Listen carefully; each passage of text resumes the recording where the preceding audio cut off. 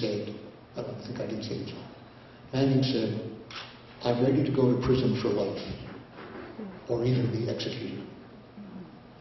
And I thought, that's where I was 40 years ago. And I've waited 40 years for someone else to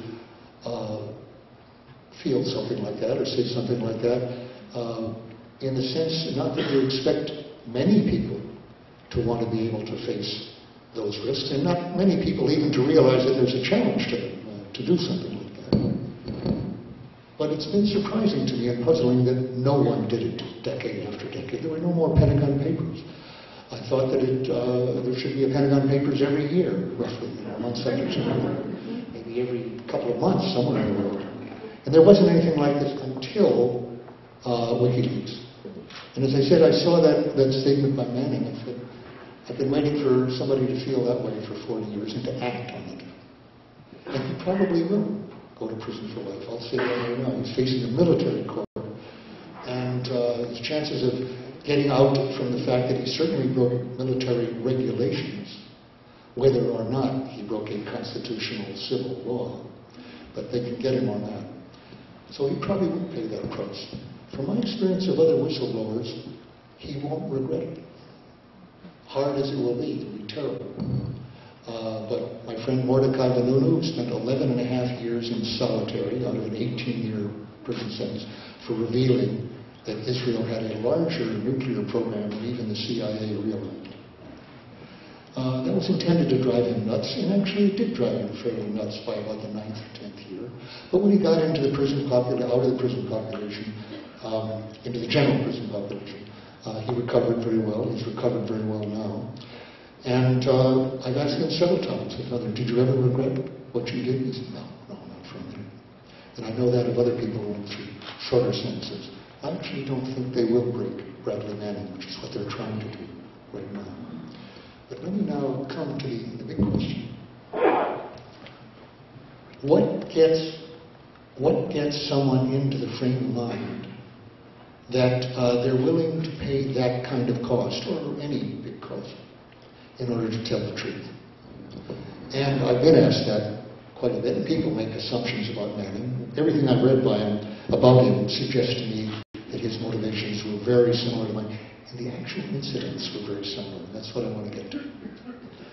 I mentioned already that he found himself turning people over for torture, and he's found by translating the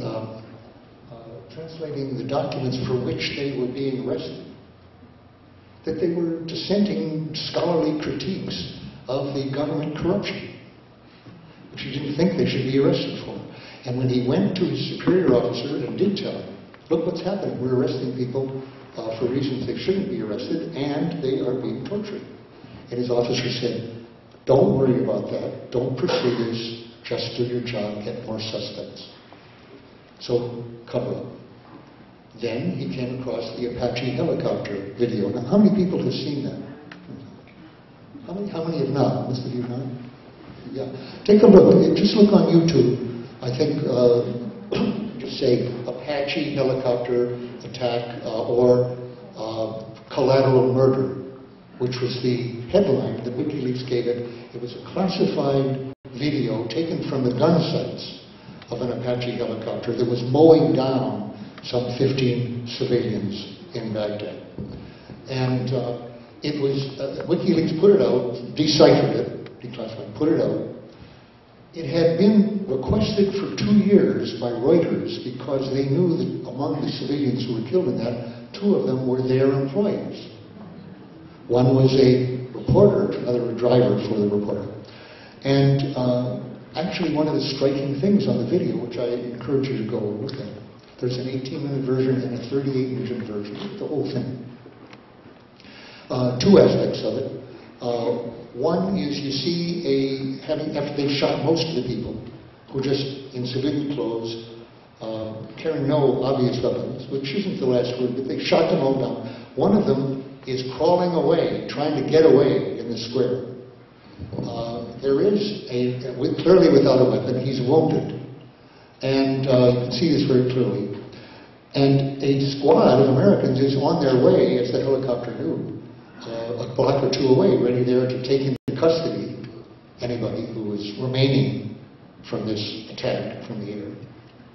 And the orders come through, get him, shoot him, and you watch them shoot this man down the street. Now some people have asked why Assange gave that the provocative title of collateral murder. Why not just say collateral damage, as we usually do? Inadvertent, mistaken, unavoidable, too bad sort of thing.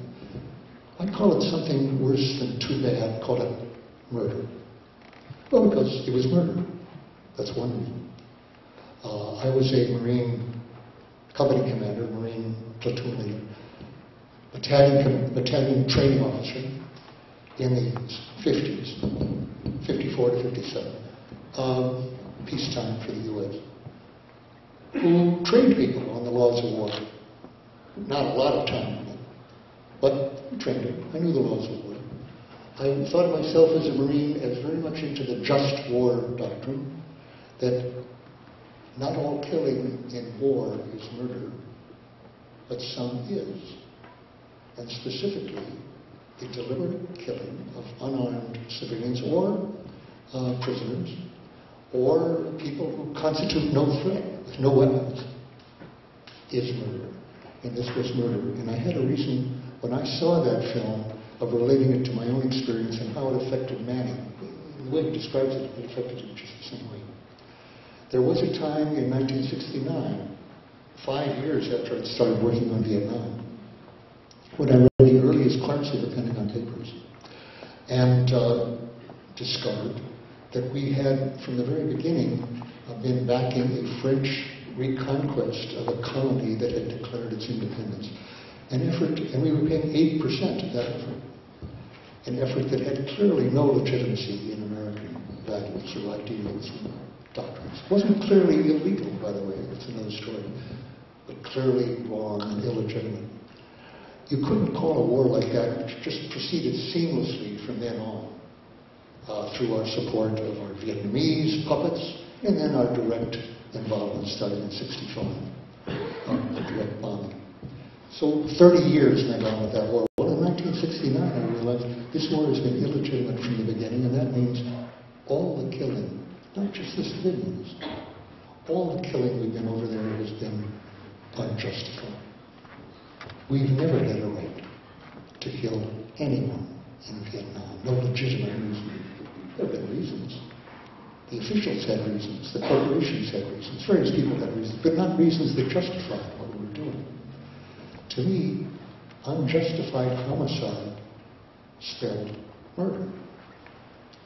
And murder to me meant something that you didn't just decide this policy is non-optimal, inefficient, it's ill-advised, it's even mistaken, I should criticize it, try to change it.